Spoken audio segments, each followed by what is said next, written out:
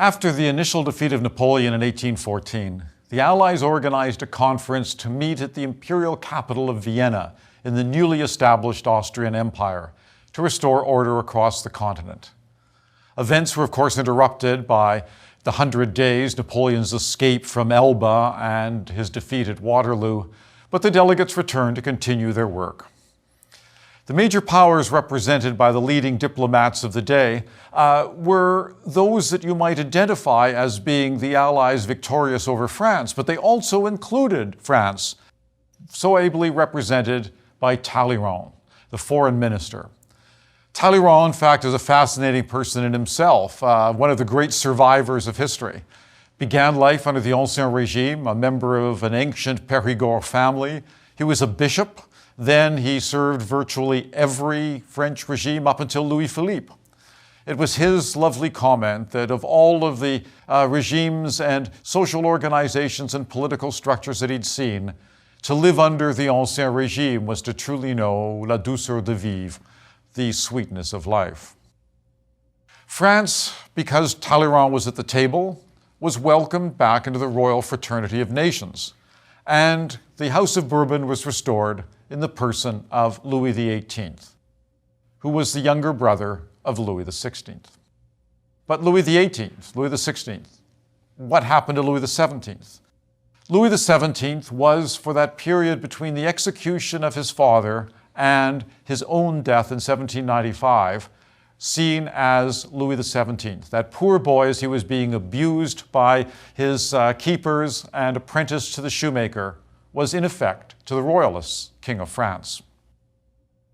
The Congress sat for 9 months, and it was a remarkable time. It was a glittering time because this was a social gathering of all of Europe, because not only diplomats, but kings and emperors came in person in order to deal with its most critical elements having to do with the future of the entire continent. And as such, the parties were not only glittering, but necessary. Like most conferences or diplomatic events, the cocktail parties really was where the work was done. To the degree that the Pope even permitted bishops to dance, because after all, if all of the emperors and kings are doing the Macarena, just can't lean against the wall and miss an opportunity to learn something about what is happening. And also, the other truth was that pillow talk was an important element, with some of the great mistresses of kings and emperors being quite liberally shared. So information was passed along in that most secretive of means. But despite the parties, and the Congress did dance a great deal, there was a good deal of serious work as well. The Congress saw its goal, in part, to ratify the Treaty of Paris that had ended the war with France. But it was much more than that. It wasn't just determining one treaty with one nation. It was, in fact, a 9-month struggle to restore what could be salvaged of pre-revolutionary Europe, while simultaneously, realistically recognizing that monumental change had occurred. Well, the principles that dominated these discussions were to some extent obvious. For example, the monarchies of Europe were to be restored. Anytime a king or a prince had been taken from the throne by French armies, that throne would be returned to him or her. There were to be removed any further threats of revolution. Whenever revolution should raise its head, then all of Europe should rise to ensure that it was suppressed. And as a corollary to that, any democratic ideals, concepts of nationalism, and concepts that might restore revolutionary ideas or even bring Napoleon or his family back to the throne all had to be recognized and suppressed as well. Well, in order to achieve this, then, there had to be elements that would define the agenda. And the agenda that animated the meetings of Vienna really consisted of a number of, again, of relatively clear and obvious points. But it's how those clear and obvious points were actually realized that constituted the genius of one of the most successful diplomatic events of European history. First of all, there was to be compensation for the victors. Those who had fought Napoleon had fought for years and years and sacrificed a great deal of their treasure in the lives of their subjects, and so there needed to be compensation. Secondly, as we said, legitimate monarchs were to be restored to their thrones. And third, There had to be mechanisms put in place to maintain a balance of power in Europe to ensure peace. Peace had been bought at such a high price that you couldn't now allow it to slip away. So all of Europe had to work in concert to ensure that peace would be put in place and peace would be protected and peace would be recognized and observed. Really amazingly, despite the conflicting ambitions of the great powers, statesmanship triumphed at Vienna again and again. One of the great acts of statesmanship was the decision not to crush France or her allies. This was a collective decision. Everybody agreed because, to some extent, Louis XVIII and his family were seen as among the first victims of the revolution. Louis XVI was executed. Louis XVIII spent the years of the revolution in Napoleon in exile. So there was a sense that this was a new France and not an old France. You're not punishing the France of Napoleon. You are, in fact, trying to recover the France of the Bourbons. The Allied powers did remain in France until 1818, but not really as an army of occupation then. They remained in France in order to support and secure the stability of the French throne. They wanted to make sure that Louis XVIII would rule until the end of his days comfortably and securely, and that was to require that any memory of revolution would be quickly suppressed in that country, and so it required a foreign army to do it. One of the linguistic gifts of this occupation of France was, in fact, the French bistro. Bistro in Russian means quickly, and the Russian officers who were in France were tired of the slow service in the great restaurants in Paris like Le Grand Véfour, and so they would say bistro, bistro. And of course, the restaurants that provided quicker service became known by this Russian name of quickly. France then was not ostracized. France was not punished. France wasn't vilified or demonized. But on the contrary, France was given a place in the negotiations. France was recognized as part of the European fraternity of monarchies. But there was a price to be paid. France had cost the rest of Europe a great deal of treasure and a huge amount of life. So there had to be an indemnity. And France was assessed at 700 million French francs. Moreover, France couldn't keep all of the conquests that Napoleon and others had achieved. So France had to return to its 1792 borders. And Louis XVIII, who I suggested was recognized as one of the victims of the revolution, was given very, very good advice. It was natural for you to be angry. After all, your brother had been executed, your nephew had been beaten to death, so you were probably quite angry with the revolutionaries. But don't take the opportunity of your being advanced to the throne to punish those who are beneath you. Do not try and reconstruct the Ancien Regime. Do not turn the clock back because you simply can't. What was then advised to Louis XVIII, an advice that he took and which he actually managed with a great deal of success, was that he was to give a constitutional charter. In other words, recognize that France had become a constitutional monarchy, and to return to an absolute regime, to turn the clock back before the calling of the Estates General, would be a kind of political suicide. So he promulgated a constitutional charter and left it in place with a representative assembly that then provided advice to the crown. The other thing is that he was told not to punish, not to allow your royalist supporters to wreak havoc amongst those who were supporters of the revolution. There were those, of course, who wanted revenge, and the advice was control them to the degree you could.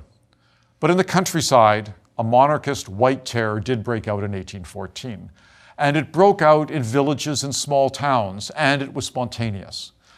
The monarchists, the Catholics, the conservatives and moderates who had been tormented by the Jacobins and Girondins, who in many instances had members of their family guillotined, who had been abused, who had lost their property, were permitted to practice some measure of revenge.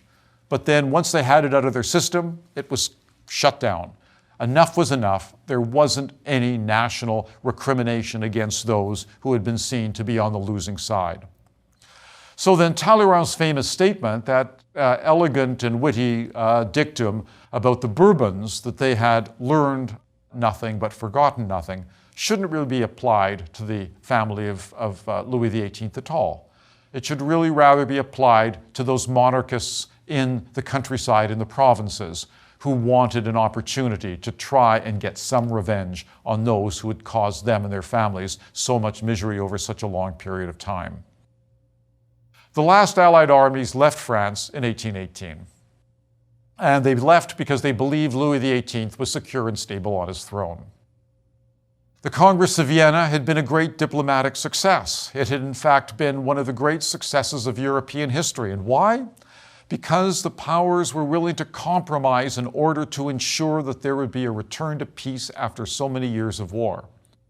But how was this Congress so successful when other similar Congresses, such as the Peace at Versailles in 1919, were such failures? The reason that Vienna worked as well as it did and succeeded the way that it did is that from the beginning, the decision was taken to deal only with political realities and not abstract principles. There were no discussions or no interest in discussing the freeing of subject nationalities from foreign control. After all, Europe was a continent of composite multinational empires. The idea of separating them and dividing one group from another was seen as impossible and not even desirable. As a result, then, much of Italy and parts of Central Europe were handed back to the Austrians with no consideration whatsoever for the nascent national feelings that had been established. The Holy Roman Empire was wisely left abolished. Voltaire had remarked that it was not holy, nor Roman, nor an empire, and to a large extent he was right.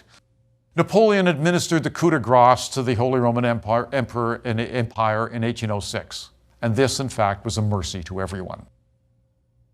In his place arose a real state. The Austrian Empire, centered around the dynastic Habsburgs' territories in Central and Eastern Europe, really around the River Danube. This was a huge dynastic empire consisting of many peoples and many states.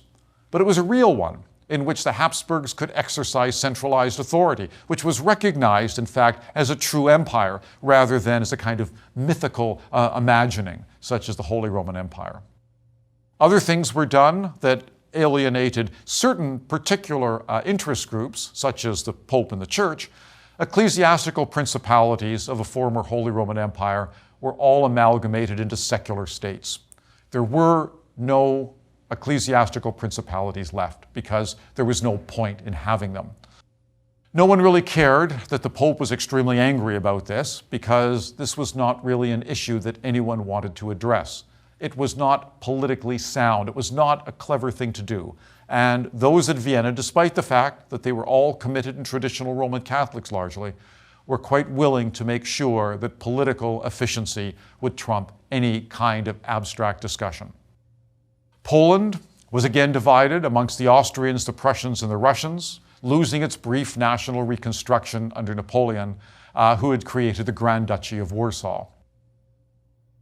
At the same time as the Congress returned to the definition of the borders of pre-revolutionary Europe, there was also a recognition that so many of the things that Napoleon had actually done were in fact good for not just the French, but also for the people that had experienced them under French occupation. These were working well, and replacing them would not only be inefficient, but in fact would invite further instability, perhaps even rebellion. The most obvious of this was the French, before Napoleon, the revolutionary armies, abolition of feudalism wherever the French armies had marched. Napoleon had continued this, and so the feudal structures in Central Europe were wiped away by Napoleon. Well, to return to feudalism was not only economically and agriculturally inefficient, but it would have in fact alienated those on the ground, those peasants who work the land against the new regime. Similarly, the Code Napoleon was left in place in France and in other states. In fact, to some instances, it was adopted by other states because it was such an effective and useful and coherent legal code.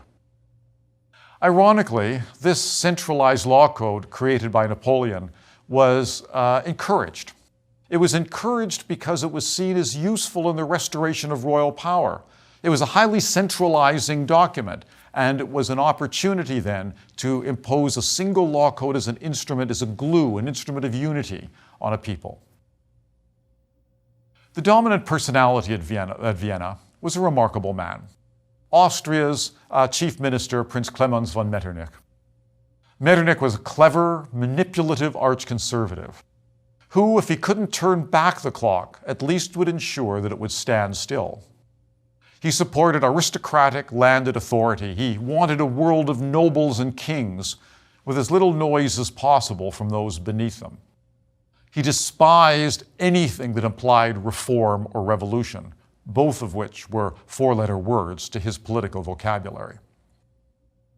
Metternich and the foreign ministers of Russia, Prussia, and Britain all agreed to form an alliance to confront revolution wherever it might arise, and also to have a working committee that would ensure that a balance of power would be sustained, not only to suppress revolution, but to make sure that Europe would remain at peace.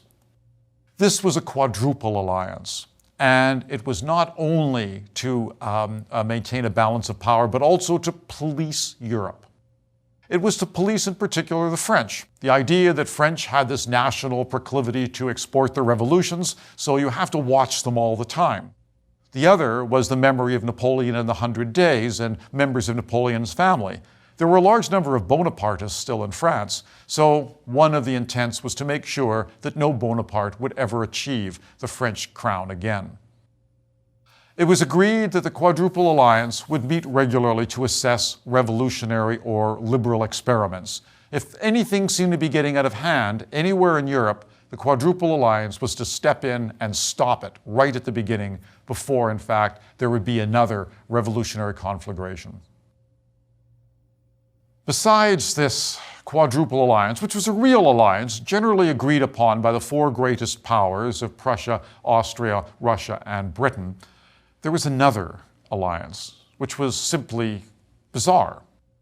This was a reactionary Holy Alliance, hastily constructed just as the delegates were preparing to leave Vienna. In fact, you have this image of the diplomats packing their suitcases in their hotel rooms, and then Tsar Alexander I knocks on the door and says, "One more thing, guys." This was largely the work of Tsar Alexander I of Russia, who was not only a mystic in religion and becoming increasingly mentally unstable, but one who truly believed that he had, to some extent, the ear of God. Alexander was a mystic, and the legend of his arranging his own death may in fact illustrate this. In 1825, Alexander was traveling across his vast empire, and he died. Or did he? He was becoming more and more of a mystic and more mystical in his own religious enthusiasms. And after his death, there was a holy man who was treated with great respect at court, and there were rumors that this actually was the person of the old Tsar who had faked his death so that he could transform himself into a holy man and speak for God. Well, we don't know whether it's true, but after the revolution in Russia, his tomb was opened and it was empty. So it's very difficult to say, in fact, whether Alexander truly did die in 1825 or whether the creation of this mystical Holy Alliance was to just give the personality of a mystical madman to a czar. Well, all of the allies largely agreed they wanted to go home. So they told Alexander that they would sign on to the Holy Alliance, except for Britain. England had no real interest in mystical alliances or mystical politics, but the others agreed. The Holy Alliance stated, and the basic purpose behind it, was that Christianity would shape all of the dealings of Europe. Well, it was a dangerous thing to do, because it was an anachronism. It implied something that Metternich certainly would have loved, but almost anybody else who'd been influenced by the ideas of the Enlightenment would instantly reject. That is a paternalism between ruler and ruled, a fraternity of Christian nations that operated under a single set of moral imperatives. It also implied that God would work to suppress liberalism, revolution, secularism, or Enlightenment deism. All of these things God was known very well to dislike, so the alliance was to ensure that this would never occur. The Congress system and the Holy Alliance were established then to crush rebellion and keep the balance of power, as well as to try and recover some of those principles and ideals that the Revolution had first of all shaken and then the Revolution had ultimately suppressed. But it was no easy task. Nearly 25 years of revolution and war had brought major changes to the continent. Changes that were so profound that it would be impossible to recover the world as it had been in 1789. The most obvious, and the subject of our next lecture, will be the Industrial Revolution. The Industrial Revolution had already begun in Britain before the war, but it began to expand onto the continent. And this explosion of capital and credit led to a commercial boom.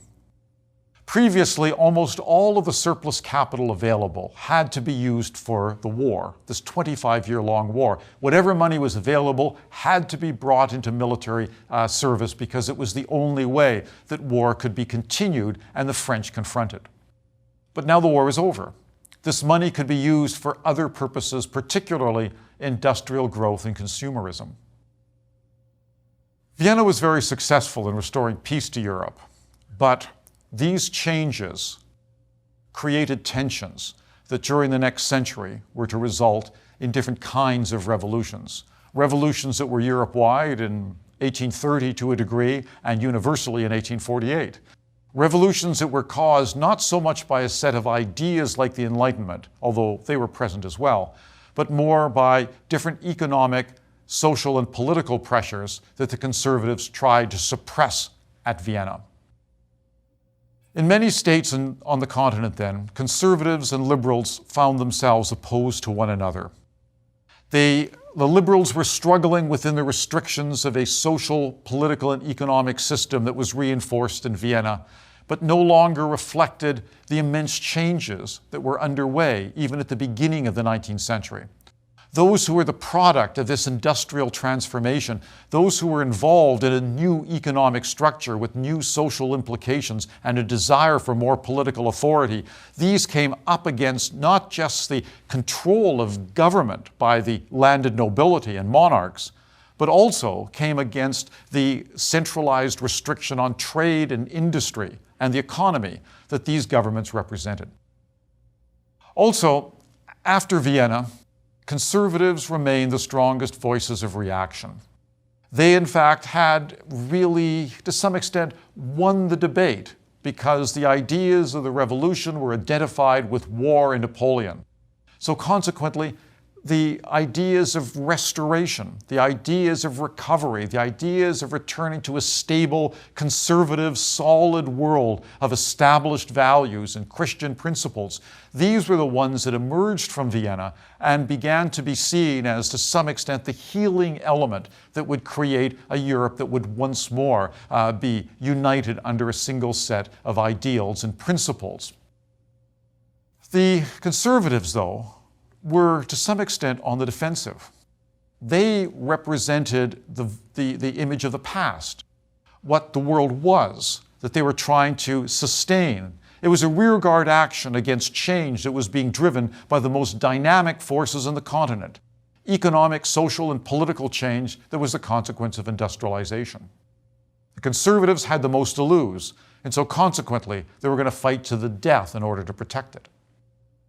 Change of any kind, including the recognition of the new wealth, the power of the middle class, the place of industrial production as opposed to simply the ownership of vast estates, the role of liberalism as a political ideology that was trying to guarantee those fundamental human rights of liberty and property.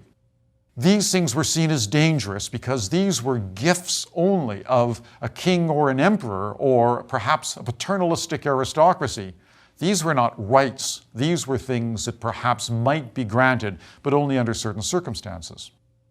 The conservatives struggled against nationalism because these were multi-ethnic conglomerations of peoples, the states of Europe. And so nationalism threatened them, threatened to tear them apart. And in particular in Central and Eastern Europe, so many of the aristocratic landlords were of one ethnic group and the peasants whom they controlled were of another. They realized that not only their political and social standing, but their economic world would collapse if there were too much recognition of those who were beneath them. The idea of democracy itself, the idea that there should be some instrument by which citizens can play an active role in the politics and in the political life of their nations, became associated with the French Revolution. The idea of even the franchise, of voting, the concept of a constitution in many instances, was seen as revolutionary. So it was necessary to suppress these things that to us seem like the most elemental reflections of basic political action on the part of a dynamic and progressive people, were seen by those who had won Vienna and those who tried to sustain the system for the next 30 years as dangerous reflections of the atrocities that had happened in France. So these ideas of nationalism and liberalism, of social mobility, of constitutionalism, these were not only to be suppressed politically, but they were denounced from the pulpits of monarchical Europe. Conservatives had no interest in freedom of speech, because after all, if you gave freedom of speech, what would these people talk about? They would blaspheme, they would speak against the king or emperor, they would demand rights. It's better that they simply not have this. They have no right to this. Whatever we choose to grant them, they should be happy with. Right of association? Not at all. You bring a few of these people together, you have a political party, you have the National Convention, you end up with the terror. Inalienable rights? Inalienable rights, incomprehensible to these conservatives, because in fact these ideas were the product of the Enlightenment and had cast Europe into war and revolution. The death of Louis XVI is what happened if you believe concepts like inalienable rights. The consequence was then, for many of the states of Europe after Vienna, a conservative chill descended. There was no allowance for dissent. There was no discussion of constitution or franchise. There was no discussion of social mobility or recognition of the new economic and social powers of new classes being created by industrialization. And on top of that, traditional religion was powerfully reinforced. It was recognized that not just in the Ancien Régime, but in any conservative organization, the union of throne and altar is necessary to uphold the established order. If you can control from the pulpit as well as from the police station, you've got enormous power over the people.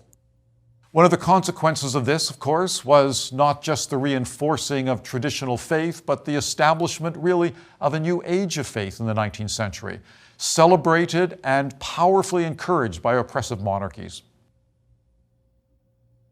Peace had brought an increase in the population, moreover. It wasn't just a change that was driven by economic and social actions or memories of the Enlightenment or even the experience of the French Revolution. A demographic revolution was underway as well.